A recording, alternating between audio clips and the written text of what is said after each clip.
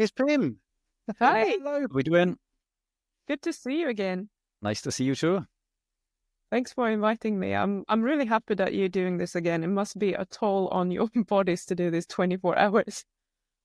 Yeah, what was really interesting is what I'm finding is there's so many times I want to talk, but we only get the guests for an hour, and I don't. They were talking about hunger and listening to your hunger. Well, I was going to do a fast today. That was my decision. Just makes life easier. And we talk about eating intuitively, as you heard, as you was waiting in the wings there. And by 6 hours in, I thought, I'm hungry. I'm going to eat. So I think that is a good thing to do to try and be intuitive. But anyway, for people that don't know you, Pim, can you just give us a little bit of an introduction to what you do? Well, I'm helping people with emotional eating or food addiction. I call it carb addiction because that's usually what we're addicted to. Um, I'm, I have a background in nutrition. I'm a biomedical scientist, and I'm also a former sugar addict. So what I want to help people understand is that an addiction is not a disease. It's not something like the AA is talking about. It's not something that you inherently are. Everyone has this pre-programmed into their nervous system to want to do anything that is addictive, basically. So what we can do is that we can actually change that by rewiring the nervous system, rewiring how we are thinking about cravings and these foods. So we don't actually have to live with an active addiction our whole lives. However, it's possible to go back and restart an addiction. But I am all for living with non-abstinent recovery, if you want to call it recovery. So that's kind of my message, is that you don't have to fear these foods that you're addicted to right now. You can actually learn to become a moderator if that's what you want. And I mean, we can discuss the the definition of moderation. I'm not talking about eating a little bit every day, but it's possible to have some of these foods at some times without falling back into the addictive behaviors. You see, now this is why you're on, because this is fascinating, because most people are one or the other, aren't they? So they're moderators or abstainers. But you're saying there's halfway house? Is that what you're saying? Yes, but let me define that when I say that. I do think I lived several years with just eating sugar in moderation. So I was planning, sometimes it was maybe a couple of weeks apart, sometimes it was a month, more, maybe more. And going from being an addict to doing that it requires a lot of energy. It requires me to have a look at, God, that's distracting. No singing. It required me to really go in with intention and be prepared to have cravings and deal with those cravings when that was done. Then I decided to, because I did this because I wasn't ready to completely give up sugar. But then I decided I'm going to have a whole year without sugar, see what happens when I'm eating sugar again. And this kind of paved the way for me not really wanting it. Now I have it, I don't even know, not very often. But if we go out for a meal, for example, which happens a few times per year, I'm just eating whatever's on the menu. And I'm not even thinking about it. It doesn't create any cravings. It doesn't make me fall back into any bad habits or addictive behaviors. I just don't sit and do it at home all the time. So that's what I mean with moderating. You can do it every now and then, but I think it's too much work to do it every week. You can learn to do that, but I don't think it's worth the effort. Cool. Now, I'm sorry I put that up there. I thought you needed a smile. So what's this about singing then? What's that about? Oh Why my is that goodness. very cool? It's about, I'm usually on Bodcase live streams on our Sundays, most people's Saturdays, and he likes to sing. And sometimes he sings in B flat, which my eardrums are very sensitive to, and that really hurts my ears. So it kind of comes from that, and being a reference to a phrase in The Quest for the Holy Grail. I think they say no singing. So that's become a thing that all his followers know about. And as soon as they see me, that comes up. Right. Okay. good. I won't be singing because I've done my voice in shouting at the television, a bunch of soccer players. So here we go. I heard this question actually. I've never heard this question. This is something I've never heard. So Jay is asking, Pim, do you think that people can develop carb allergies? I've always felt that throughout my life. I have never heard that question either. I would just ask, like, what do you mean with a carb allergy? I don't think you're going to get a rash when you're eating carbs or something like that. I don't think there is going to be a histamine reaction to carbs, because if there was, you probably would have died already. I can't imagine that anyone would be allergic to a nutrient that we have the capacity to, and we need for survival, basically. So no, I don't think so. But I mean, what are the symptoms?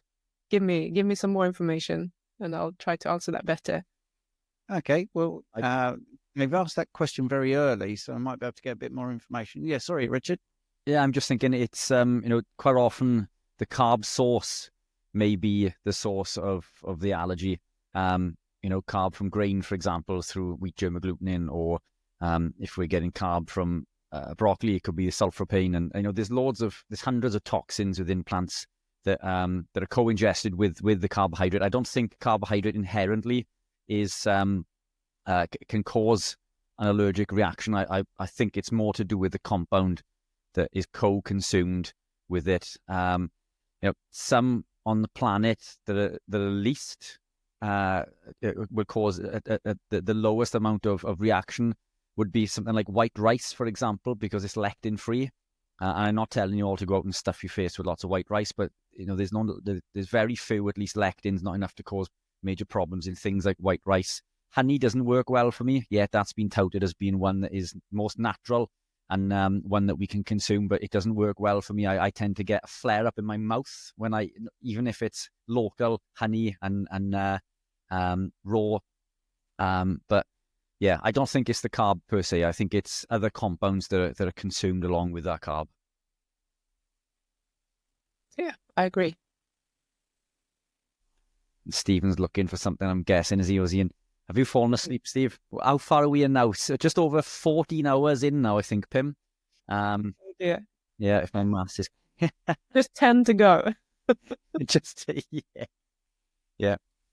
So I guess we're changing over in another hour and 50 minutes, and then there's a downhill 8 hours to remain, I think. But Steve, are you still there, or not? It looks like you can't hear us. Yeah, I don't know what's going on. Yeah, he's gone. Yeah. Can you not hear us, Steve? Steve? Oh my goodness. No, there we are. Yeah. Just you and I. Anyway, yeah, I mean that would be my best answer to that, but it's do you have any further thoughts, Pim? No, that's why I want to know a bit what the symptoms are, and obviously what foods those symptoms would be associated with. When I was in my early 20s, I knew a girl who was allergic to a lot of weird things. Like most people can eat like onions, and I don't even remember what it was, but it was just a bunch of strange things. And she got very, very dry and sensitive skin. And she used to go and get massage, and her massage therapist was just complaining that she had to use so much oil because she was basically just absorbing all of it.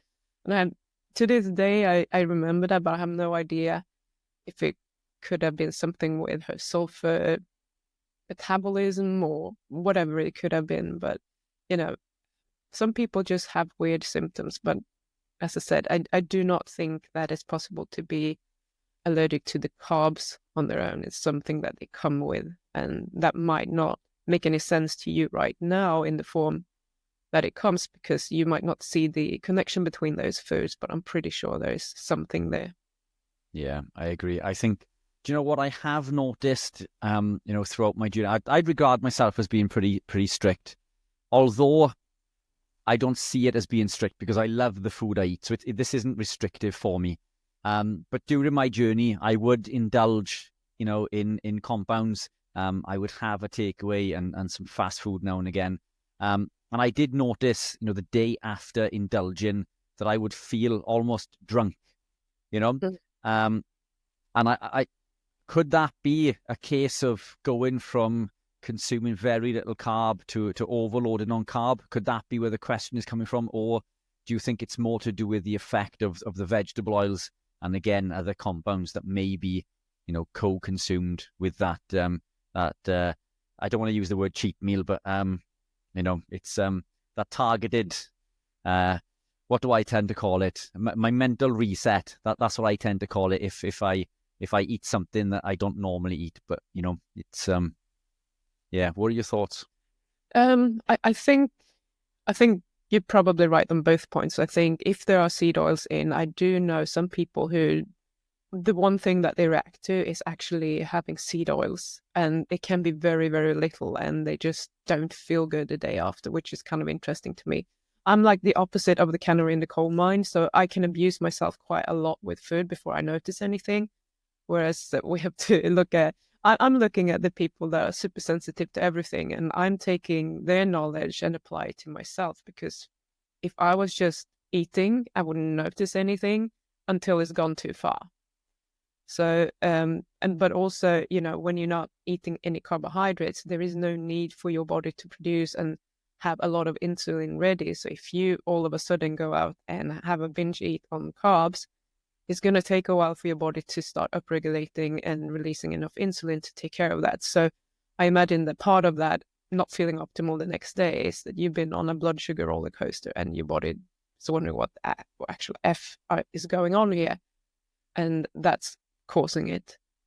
I can absolutely have something called a sugar hangover, but it requires me to eat quite a lot of carbs to get there. And then I get really, really tired. I get a cotton brain, like brain fog, and I generally get a headache as well. And that does not always appear on day one, but if you continue 2 or 3 days, then I will have a headache for several days. So I know it's coming, it's just not immediate with me. So it took me a while to learn that lesson. Yeah, snap. And I'm the same. Do you find that the carb source has different effects? So, whether it's come from bread, for example, or whether it's come from, another carb source, do you find that the source of carb would affect you in a different way, or is the effect the same? That's a very good question. I think like all carbs affect me in terms of the next day. If I'm eating a lot of carbs, or not even a lot, if I'm eating some carbs, the next day I'm always hungry. It doesn't matter what the carb source is.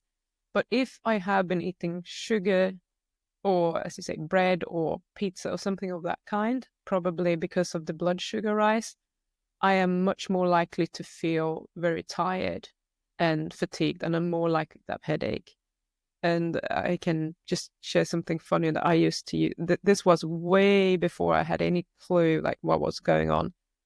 Probably 20, 25 years ago, I used to say that I had a pizza headache. Like I knew I could get away with eating 2 slices, but if I had 3 slices, I would get a headache every single time. It was like clockwork.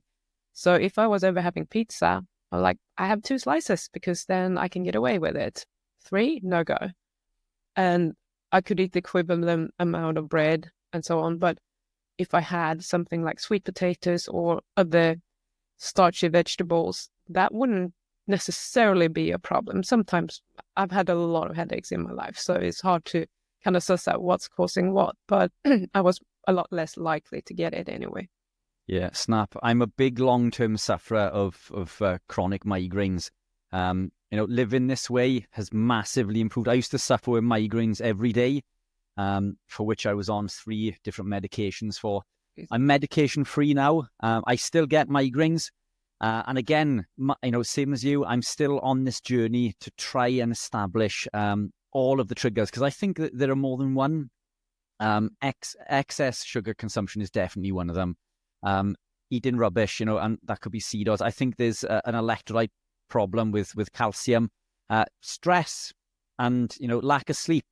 I'm self-employed, so stress and lack of sleep come hand in hand. So you're constantly fighting all these things, but it's been a journey for me to try and navigate down this road of different causes. But coming back to the pizza, I think the pizza is probably one of the most unhealthiest foods on the planet, isn't it? And it's not even a food, really, if we're going to categorize things, but it's high in wheat germ agglutinin, it's high in carbohydrate, and it's high in oxidized omega-6. It's the perfect storm for ill health, isn't it? So that's one I try to restrict. And in fact, I can't honestly remember the last time that I consumed any pizza. And I used to love pizza so much. It's highly addictive for a number of reasons, isn't it? But in regards to the addiction side, do you find that there's some foods in particular, or would you classify it as being sugar or carb in general? Or there's some foods that you find are more addictive than others? You know, would it be soft drinks, energy drinks, or pizzas? Or do you find that it doesn't matter where the carb comes from, that addiction is there regardless? I do think processed carbs is almost a requirement. I haven't had anyone come to me with help with being a sweet potato addict or something like that. I've had a lot of people who have been addicted to peanuts or peanut butter, or like even the version without sugar in, which is kind of interesting. But other than that, usually it's either sugar or it's savory. And if it's savory, there is usually a bread component to it. So it might be pizza or bread. Sometimes potatoes, like in the form of chips. Specifically, I've never heard anyone say, "Oh, yeah, I need my baked potato every day." It's always chips. So I think, I mean, they do say that you're not addicted to carbs. You're addicted to the combination of carbs, fat, salt, sweet, like the perfect storm, basically.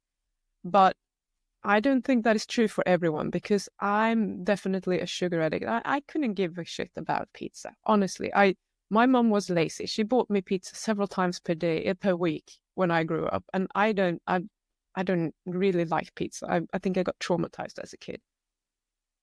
But sugar is my thing. I used to eat brown sugar with a spoon, and that would do it for me. So I didn't need any fat in there. But in general, most people would probably be drawn to things that have both fat and carbs. So we're talking about the pizza, the chips, cheesecake, donuts, that sort of thing that has like all the components. That's probably the most addictive foods, I think. But having said that, I just want to add that sometimes you can, because the addiction is formed from this neural pathway in the brain where you just seek out some food that will give you a lot of like dopamine so that you feel good. And following through with it, like once this pathway is created, you just want to pop some food in there. So if, let's say, you are locked into your house, you don't have any pizza or ice cream, what are you going to do? You will look for other foods. I had a problem with salami for a while. I just started eating salami every evening. And then I started craving salami. It was quite easy for me to cut it out, but I needed to notice that, okay, this is actually a problem. Some people can get this with some fruits, like bananas usually, or sometimes something that is like really sweet. Watermelon, that would probably be a trigger for me. I can eat blueberries, that's not a problem. But some fruits are more of a problem for some people that already have a food addiction. It's like we just want to pop anything into that habit cycle to fulfill it, and which will make us feel good. So I don't think that anyone would necessarily develop an addiction eating bananas, but we can use them as a substitute. And in the same way that if we quit smoking, we might start eating sugar. If we stop eating sugar, we might start drinking alcohol. We just want to fulfill this habit cycle and start feeling better and get that dopamine hit. Was that a good answer? Excellent. Yeah, spot on. Excellent. I just want to apologise. I had a tech issue. We figured. I wasn't running off to eat carbohydrates. We thought you were just being rude. Well, I have a question that's come in. I'm not sure, Richard, you can see the questions that are coming in. So I can't. I can't. No, I can. No. So I do apologise. I don't know why that is, but so this is the question. I am dealing with binge eating. I can't do no moderation. My doctor put me on GLP-1 drugs. She said that my brain doesn't recognise satiety signals. Is it true I can overeat even on a carnivore diet? Any advice? Okay. So sometimes, okay, I don't like any medications. Let's just start with that. Like, they can mess with anything or everything. It's really hard to correct your own body signals when you're having some sort of input from any type of medication. In terms of, like, I can't do no moderation. Does that mean that you can't? You can moderate, or you can't? Well, you need to moderate. It's double negative, isn't it? Yeah. Yeah, I'm like, what does this actually mean? Let's say that you can't moderate. I'm gonna take it as since you said it, you can overeat even on carnivore. I don't like saying that you can't do anything, because in the end of the day, what you can or can't do is all decided by you. Like, you could just stop putting things into your mouth. It's not like some alien is taking over your body and just puts it into your mouth. What you're dealing with is maybe an overwhelming feeling of desire for eating, and even if those are carnivore foods. Now, do you want to stop doing that, or don't you? Like, there is a way for you to stop doing that. And the way that I'm teaching people usually is that to deal with the feeling, which is the craving in this case, or the desire or the urge to want to eat. And I think we spoke about this last year, but basically you just feeling what that feels like in your body, because there is a sensation in your body that you get, which is very, very uncomfortable. And it can make some people want to like creep out of their skin because it's so uncomfortable. And as soon as you eat, you get rid of that feeling, which is then giving you even more dopamine, and that feels really good. So if you can learn to be okay with just feeling that way and not eat as a result, you will feel a bit uncomfortable in the beginning, but this will start to fade fairly quickly. So if you really want to stop overeating, just embrace that feeling, allow yourself to feel like that for, every single time, if you can, that you feel the urge to eat, and do that for several days in a row. And you're going to notice that the urge to eat is going to be less and less intense as you go along. And eventually it will go away. But it is a commitment that you need to make. Now, every time you do this, you're training your nervous system to react in a different way, which is what you want it to do. Because you want to change this habit loop into not responding to that urge to eat. But you need to practice this several times, because imagine how many times you've been practicing your current habit of responding. Probably many, many thousands of times. So you need to slowly start building up an alternative pathway so that you can start reacting like that without having to think about it. But that takes time. And as I said earlier, just like 10, 15 minutes ago or whatever, in the beginning, I just didn't want to give it up. And I just continue doing it every now and then, not too often, but it requires a lot of effort.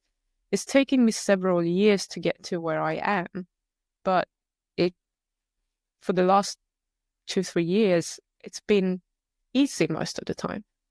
I still have thoughts about food, but I don't get this overwhelming feeling that I need to go and eat it.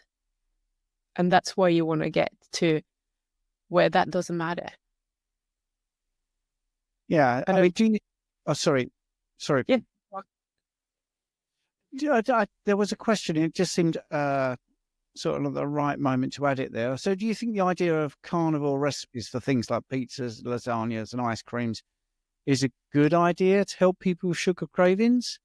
Because this person, Mike, is thinking it makes things worse because it's so close to the real thing and possibly keeping those cravings alive. Yes. I overall, I agree with Mike 100%. I think it's cool to have those alternatives if you want to do something. But if you have like if you need to do it every day or several times per week to, you know, to be able to stand the diet that you're on, there is a problem there. Either the diet isn't right for you, or it's like you're holding on to that addiction and you're trying to substitute it. And I did this for many years. I was keto intermittently because every now and then I would just fall off and I would binge on all the carbs that I could just get my hands on. And this was the first time that I actually started binging on things. I hadn't been like binging on things before that, but it was just this eating all these keto treats and trying to substitute, and none of that was actually satiating to me. It didn't scratch the itch that I had because it's not real sugar. So when I made a decision that this weekend I'm just going to eat carbs because I missed it, I will go and buy all the things that I could potentially want and all the things that I usually don't even want, but I would just have them, and then I would eat all the stuff until it was gone, which usually were several days because I can't eat that much in one go. So I think this, if you are dependent on having carnivore pizza and carnivore ice cream and carnivore this and carnivore that to be able to be on a carnivore diet, you're still living with that addiction and you're just trying to mask it. And it's going to become a problem for you at some point. It might not mean that you do what I did, but chances are that you are going to fall off at some point and it's not going to be pretty. So by all means, if you do this just the way that I'm eating out every now and then, if you do this once a month or whatever, not a problem. If you want to spend the time making all those things, which are very time consuming, go for it. But not several days per week. I think that's probably a problem for most people. Yeah, that's the thing. I mean, I offer a meal plan, and I deliberately don't do those sort of fake things. A couple of people have asked me in the chat about that. But one thing I did try was a carnivore lasagna. But that's nice in its own right. It's not trying to mimic, you know, it's just a name because it's layered. It's, you know, bacon with ground beef and bacon and ground beef and cheese. It's great. So I just called it carnivore lasagna, but it's not trying to be lasagna. And I think that maybe I made a mistake with the name, but I couldn't think of a better thing to call it. Do you feel that just getting away from the actual practicalities of food and getting more into the psyche, do you feel that people blame themselves and become a failure and give up almost because they just feel like, I can't do it, it's too difficult? Or do you think it's an outside influence of, you know, other people trying to convince them that they shouldn't be doing carnivore and therefore, you know, come over to the dark side and have the carbohydrates? What's the most common thing you encounter? The first one, definitely. There is a lot of self-blame, self-loathing when people are not doing what they say that they're going to do.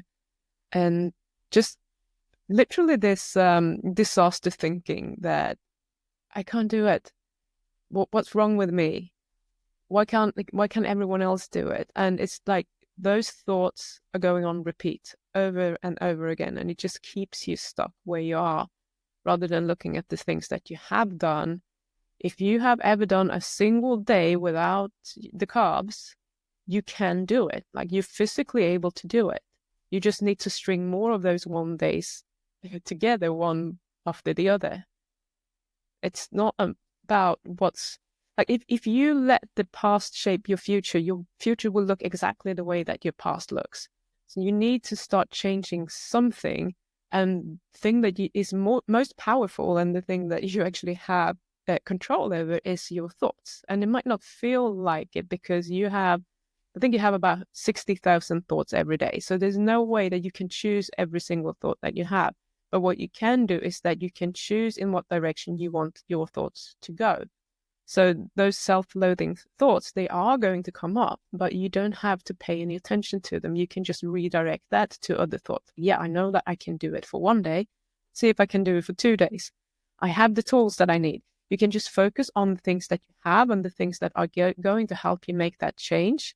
And that is going to make it so much easier. In terms of other people wanting to influence you, I find that is usually like step 2.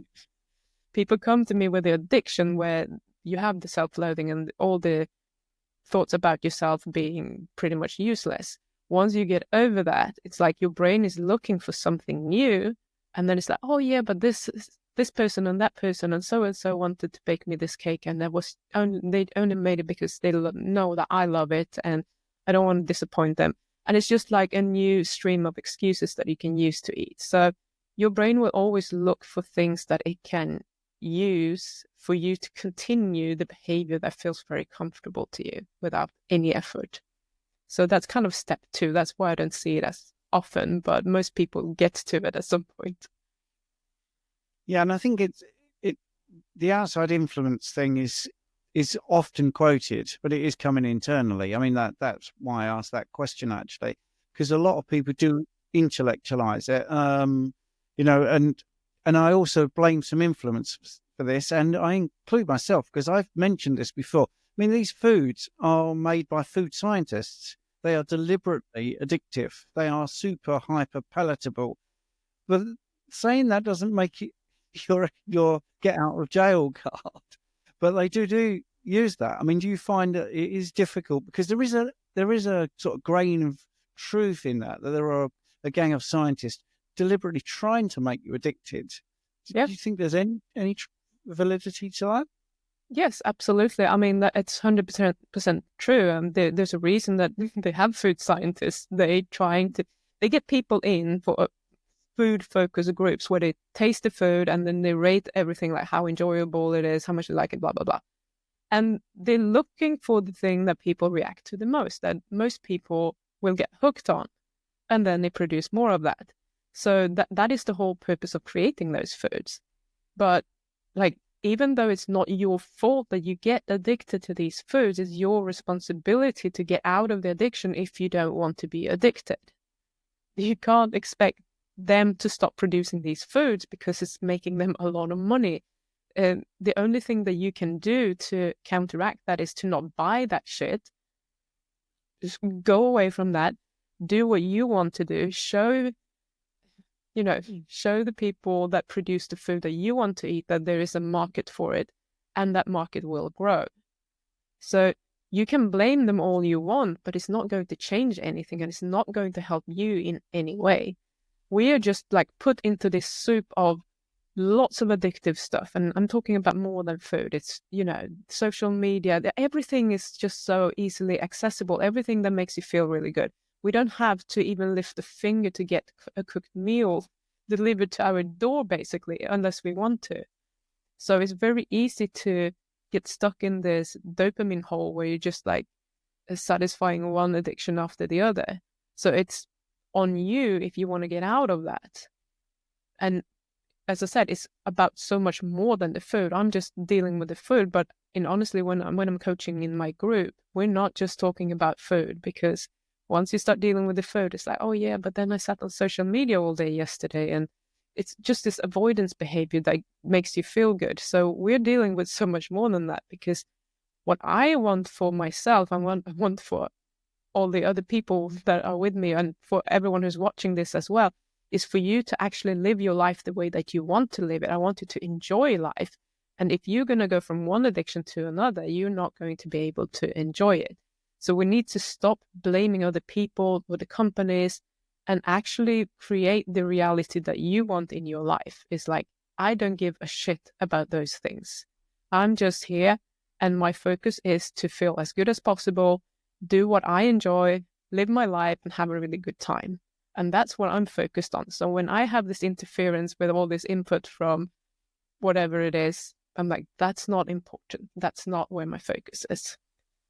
So, I think this victim mentality is driving me crazy because it's so easy to get stuck there. And I think the society that we are in right now is like, we have to take care of everyone, and poor you if someone called you names or whatever. That's not how it works. Whatever you feel is decided by what you're thinking about what they are doing. So if you think that I don't give a shit about what they just said or did, you're going to be good. So you need to change your mindset around it to actually get through it and not be affected by all those things.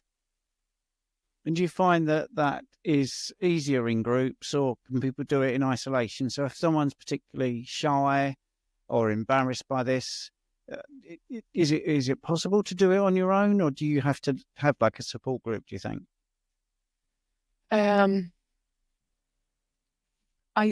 think that it's hard to do on your own, and it's not impossible, but I think it will probably take a long time. Just hearing about other people and how they are thinking, like sharing that experience with other people is really helpful. The more input you get from other people that are doing the same thing that you want to do, the it's like you are bathing your brain in the right thoughts. You're adopting thoughts from other people. And when you can start thinking these thoughts a lot more for yourself, like it's if you look at any media, like TV, they're sending out the message. You need to do this, you need to do that. And I'm not going to mention the word, but you need to wear those things over your mouths because it's very dangerous out there. And the more you hear that, the more scared you're going to be and the more you're going to adopt it. So if you put yourself in an environment that where other people have thoughts about, they don't give a shit about all these things, and here is what I'm thinking, and you can adopt that. The more you hear that, the quicker it's going to be for you to actually adopt it yourself and start believing it. So that's why I think that's where this saying comes from. What is the actual saying? Like, you become the person, like the three people you spend the most time with, you become like them, or whatever it is. Like, it's because of the thoughts that you are adopting from them. And that's 100% true. And I definitely see it. That's why, I mean, I do some one-on-one coaching still, but I think the group coaching, the group environment is so powerful if you let yourself be part of a group. And if that's what you want, that's probably the quickest way of doing it. Yeah, you speak a lot of sense, Pim. And I think that's one of the things, firstly, we're nutters if we're carnivore, aren't we? We're all idiots, right? And everybody hates us. So that's why you need a community to realize that actually there's hundreds of thousands and millions of us. So you don't have to listen to your partner if your partner's into it. So then when you talk about addiction, you're just narrowing your search. You're not saying I'm going to be part of a carnivore group. I'm going to be part of Pim's group that's talking about addiction. That's what you're doing. You're just taking one extra step to cover the thing that you want. I mean, this might sound a bit against what you're saying because it was an abstaining, but it's about mindset. I used to be a news junkie. I loved the news. I would watch 24-hour news because I thought this is really great. And then when I realized that I was being lied to, I just stopped watching it. I was a news junkie, really was. My A-level was government and politics. And then I just changed tack because I realized it was all a big pile of rubbish, really. So I stopped watching the news. Now, when I see the news, and if I'm out and about in the gym, it's like a parody. I actually find it quite funny how bad it is. So your mind can be changed by the absence of that influence. That's actually where I'm going to. It's not, although I was abstaining from the news, it's actually just looking at a different mindset and getting your news from somewhere else. So I wasn't actually abstaining from news. I was abstaining from the bad news from the legacy media. So I think that's it with the addiction. I think you just need to not feel like it's just you, because you say about the victim mentality. I do think people, when they first start, they're also influenced by the success stories. And I've tried to address this. You see success stories because they're what YouTube will put in front of you because it's interesting. They're not going to put a video of a person saying, "Oh, it's day 9 and I'm getting nowhere," because it's boring. No one's going to watch that. So I think that's brilliant what you're saying. I think it's just that, support mechanism and actually understanding it and not being scared to talk about it and realize, pretending is no good. Saying, right, I'm not going to do that ever again. And then when you do it, getting guilty, because that's the cycle I see. It's been great. I've done 3 weeks. And then I went to a wedding and it just, 2 days, terrible. I'm back where I started. I'm going to give up. And normally those people, sorry, I'm ranted on here a bit, but normally those people have an addictive trait because they'll say, I gave up cigarettes. I gave up alcohol. Why can't I do this? What you just said, that sort of it's me. You say, well, it isn't you actually. It's just your decisions, and that's the thing. You're still deciding. So you're not actually taking that guilt away. You're saying, look at it differently. You haven't failed. You've just made the wrong decision. If you made the right decision, you won't fail. It's really that sort of simple, isn't it? But it's not easy, if you get my drift. No, it's very simple to do, but it's not easy because we have programmed our brains to react that way over and over again for several years. So it doesn't really, as soon as you kind of relax, it might be the wrong word, but as soon as you don't direct your thoughts, all those old thoughts are going to come in. So you kind of, in the beginning, you need to be a little bit on your toes. And this is, I just wanted to mention with groups as well, or like community. If you join, let's say, a Facebook group that deals with addiction, and you see a lot of people just complaining about falling off the wagon and have to restart again, it's not useful. Like, I have rules in my group because I have peer groups where they meet without me, and they are not allowed to sit and complain. Like, they are there to help each other and share positive experiences. If they have a current problem that they need to get out of, I allow all my members in my group to book in one-on-one with me. Then they come and talk to me. So the group experience is about helping other people. So if you're in a group that have a lot of success stories, people are really helpful, giving you tips how to move forward, great. If it's a complaint group, get out of there straight away, because that's just going to drag you down and keep you there. So be really careful with what environment you are putting yourself into, because you are going to absorb it. We are like sponges. No matter how much you're working on your mental health, you are going to be affected by it. So it's easy to just remove yourself if it's not helpful to you. Absolutely. And I think, if people want an analogy, if you take the food out of it, the soccer's on, right? So some teams got to take 5 penalties. If the camera zoomed in on the team talk and all the players were going, well, I'm going to miss. Yeah, I think you're going to miss as well. I'm going to miss. You'd think, well, yeah, of course they're going to miss, because they're all talking about missing. So a decent player would say, well, I don't need that. I'm going to go and stand over there because I'm going to score. And then you would find that it's a simple decision. You just listen to think, well, this is not helpful. I'm getting away. And yeah, of course it's human nature to have a bit of a, moan about this thing. Oh yeah, I don't like that either. And you feel like part of a group. But actually, when you're trying to make your health completely 180 from where it is, you have got to just say to yourself, yeah, all right, it's good gossip, but it's detrimental to me, and it's only going to make things worse. So I think that's right. I mean, it's very easy to get into that, and we get that on even these lives. We'll have somebody who will populate with comments, and you just want to say, forget it. Come on, this is not what this is about. So there are people out there that are looking for it in reverse. It isn't like it's a club. There are people actively trying to find somebody else to latch onto as well. So it's not just one way.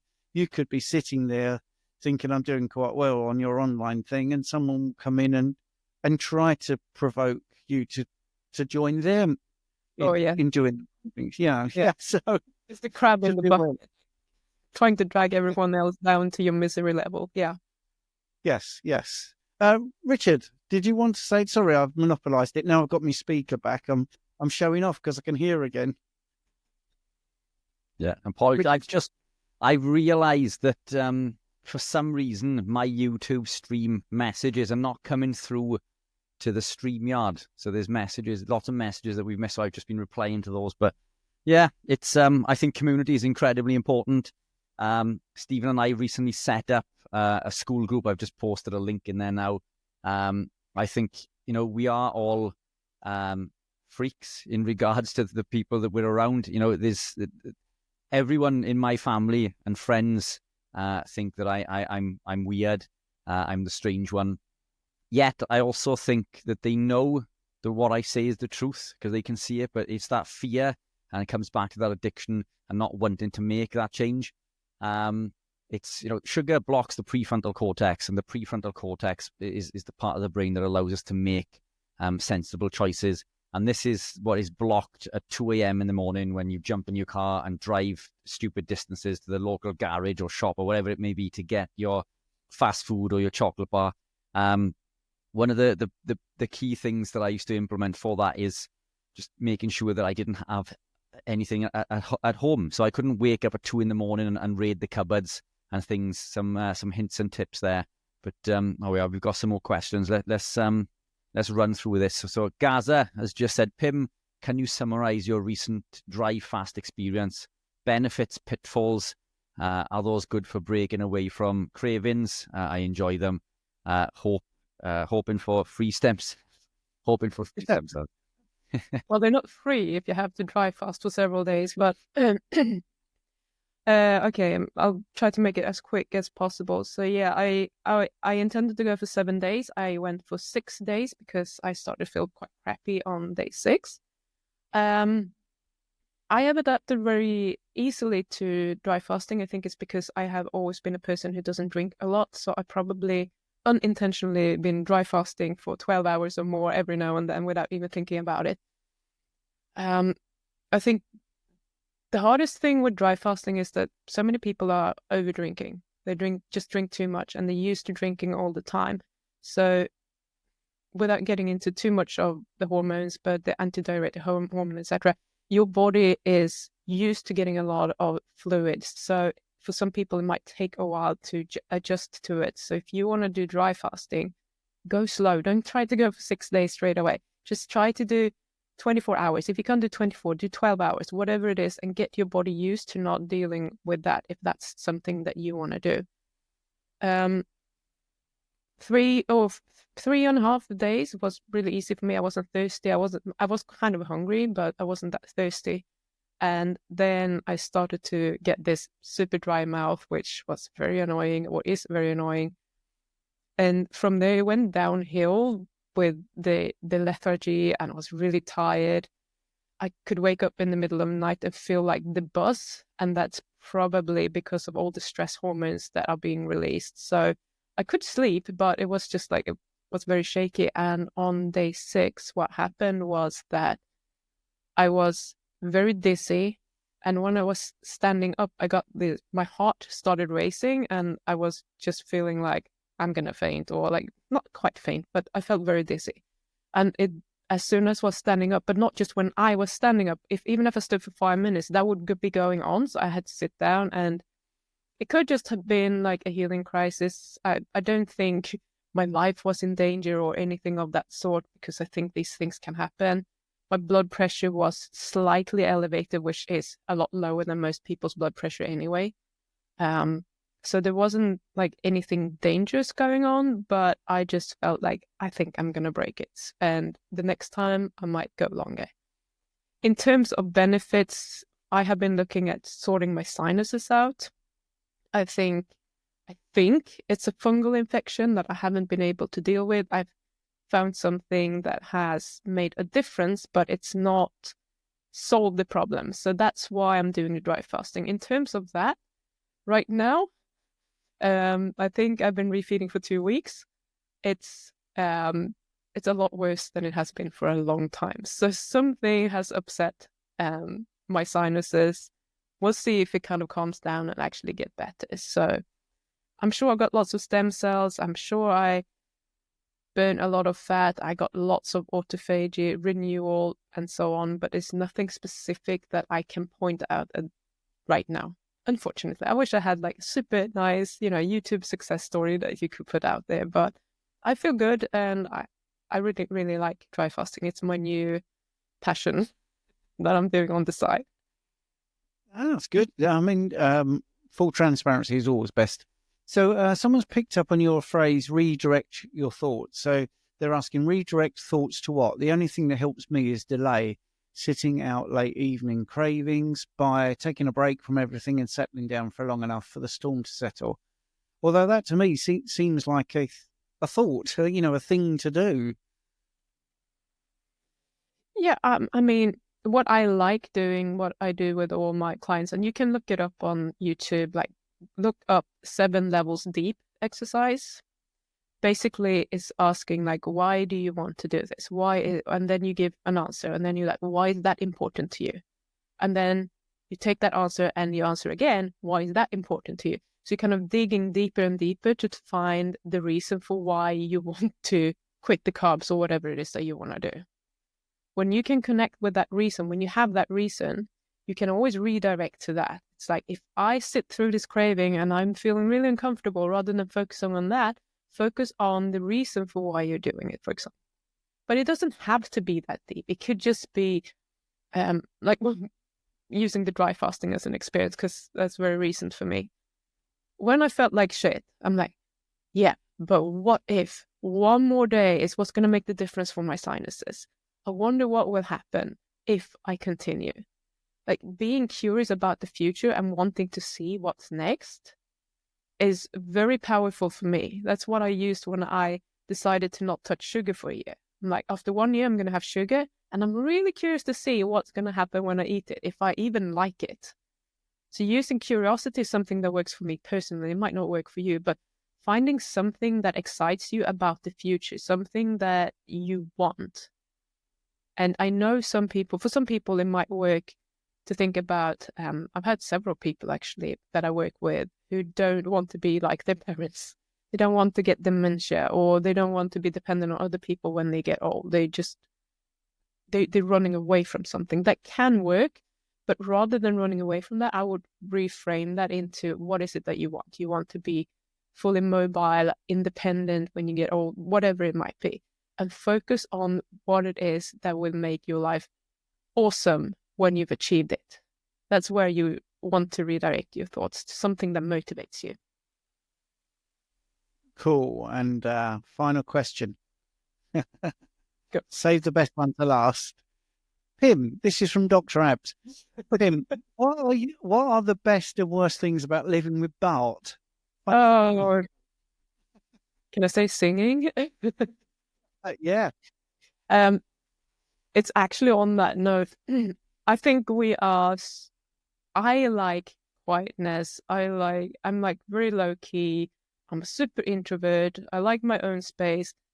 And he's always making noise of some kind. If it's not singing, he's talking, or he's shouting, or he's doing something. So now he's away for a little bit more than 24 hours. And I'm like, oh, this is my time to relax. It's going to be quiet, and I'm not missing having the noise in the house. I think that's maybe the most grating part, excuse me, for me.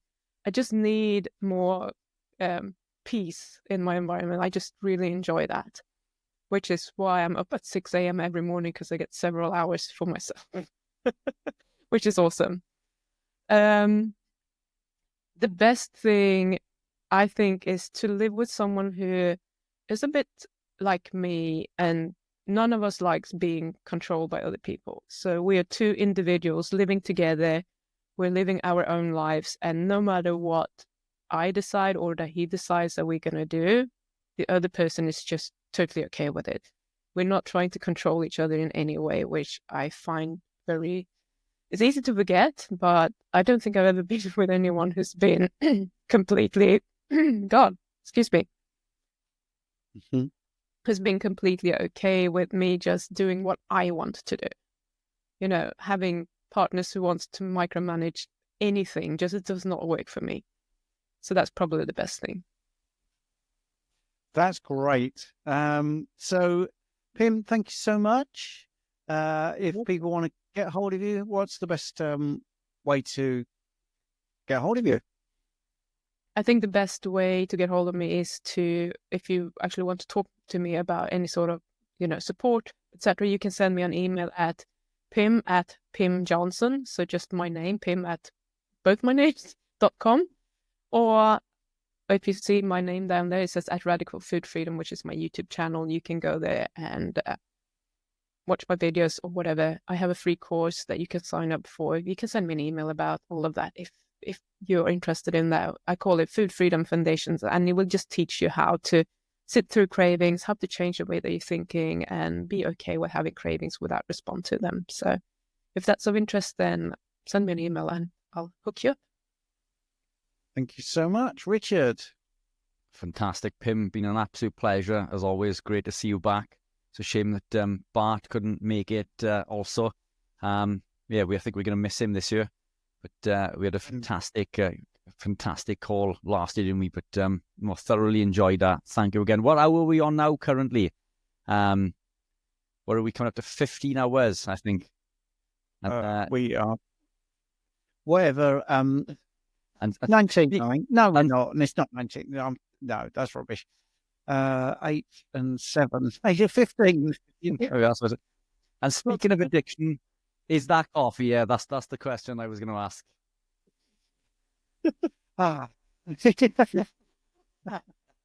Yes. I don't know how you do it. What 24 hours? Yeah. Oh, I don't know. I think we're just... Well, we haven't yet this time. It seems like a good idea. Yeah. For us, who are just kind of popping in and people watching, it's a super good idea. I mean, I really appreciate that you're doing it. It's such a good initiative, and people get such a variety of people speaking that they might not get the opportunity to see normally. So I think it's awesome. I just don't know how you do it.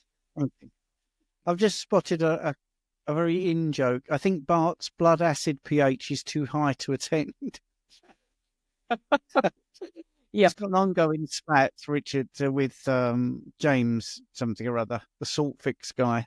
Yeah, right. Anyway, right. Well, we'll bid you a good day, and thank you for attending. It's really great.